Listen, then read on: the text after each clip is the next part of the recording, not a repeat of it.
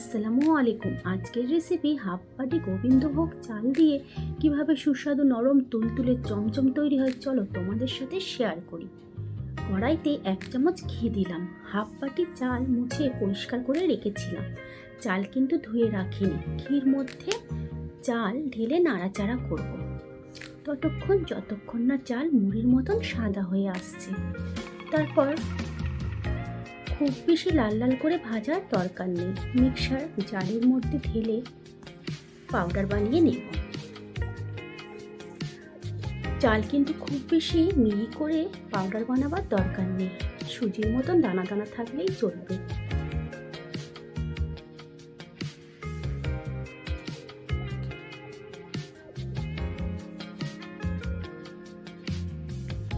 তারপর একটা ছোট ডেকচির মধ্যে বাটিতে মেপে 3 বাটি পানি দিলাম। ওই বাটির হাফ বাটি গুড় দিলাম। গুড় পানির সাথে খুব ভালোভাবে ফুটিয়ে নেব। তার মধ্যে 2টো এলাচ দেব। সেন্টটা খুব ভালো হবে 2টো এলাচ দিলে। গুড় ফুটে একটু গাঢ় হবে। হাত দিয়ে দেখে নেবে যে রসটা চিপচিপে তৈরি হয়েছে কি।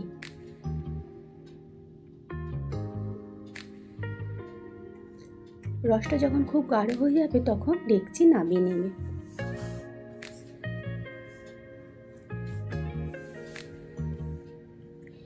এবার কড়াইতে 1 চামচ ঘি দিয়ে ঘি একটু গরম হলে হাফ কাপ দুধ দিলাম।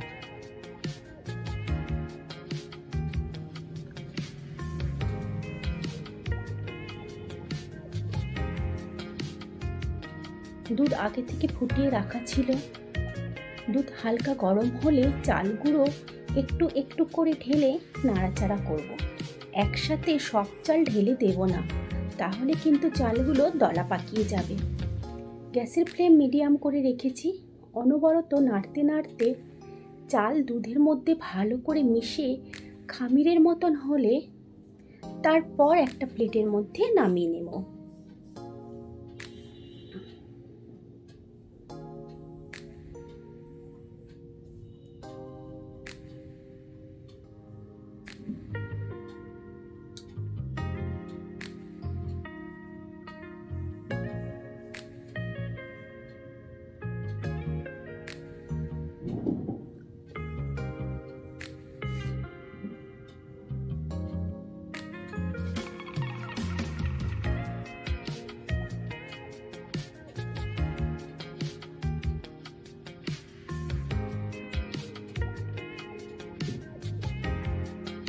প্লেটের মধ্যে নামাবার পর গরম অবস্থায় স্প্যাচুলা দিয়ে ভালোভাবে মাখাতে থাকবো।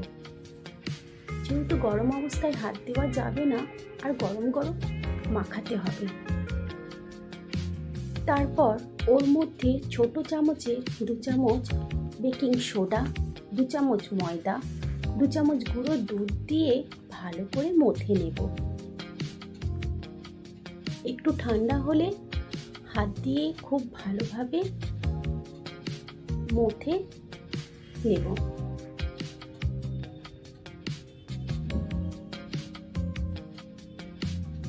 এইভাবে মথে নিলাম ভালো করে। ওর মধ্যে থেকে ছোট করে লেচি কেটে চমচমের শেপ দেব।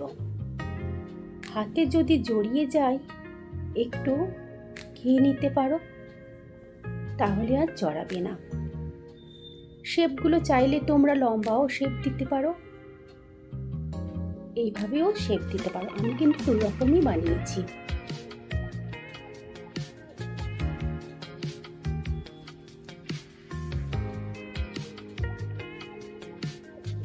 একে একে সবগুলো আমি তৈরি করেছি।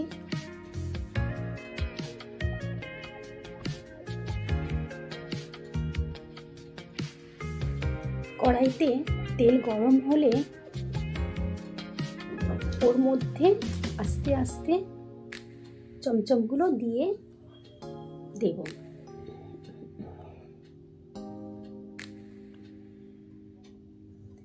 এই অবস্থায় কিন্তু তেল খুব বেশি গরম করবে না, হালকা তেল গরম থাকবে। খুব জোরে থাকলে ওপরটা লাল হয়ে যাবে, ভিতরটা কাঁচা থেকে যাবে।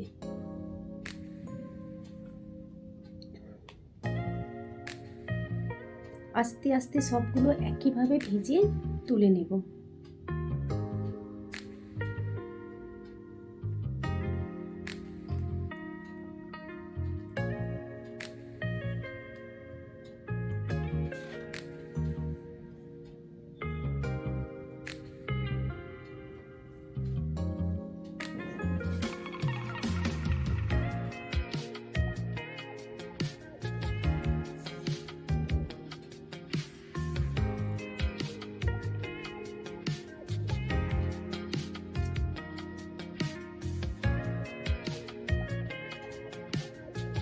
এরকম কিন্তু গরম গরম ভাজা এমনিও খেতে পারবে, যেহেতু এর মধ্যে গুঁড়ো দুধ দেওয়া আছে, ফ্লেভারটা আলাদা, মিষ্টি মিষ্টি লাগবে।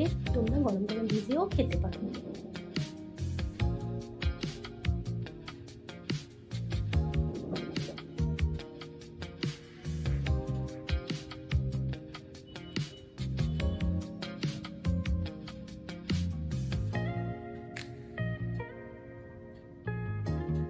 এবার তৈরি করে রাখা গুড়ের শিরার মধ্যে সবগুলো তৈরি করা চমচম একে একে দিয়ে দিলাম।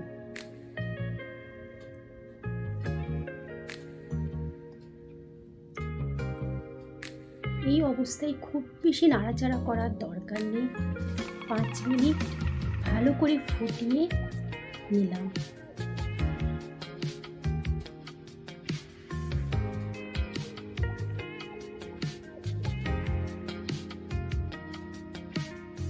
এবার দেখো গুড়ের চমচম পুরো রেডি। গুড়ের গন্ধে রান্নাঘর মেতে উঠেছে। শীতের সময় এই রকম গুড়ের চমচম খেতেই পারো। আমি তোমাদের একটা চামচ দিয়ে কেটে দেখাবো ভিতরটা কতটা নরম হয়েছে।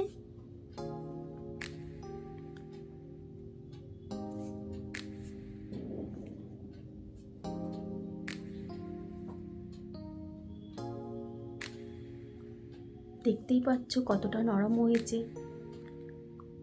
যদি ভালো লাগে আমার চ্যানেল লাইক শেয়ার কমেন্ট করবে, আর আমার চ্যানেলে নতুন হলে সাবস্ক্রাইব করতে ভুলো না, আর পাশে থাকা বেল আইকনটি ক্লিক করে দেবে, যাতে আমার নিয়মিত ভিডিও আসলে তোমাদের কাছে নোটিফিকেশান যায়। আল্লাহ হাফেজ।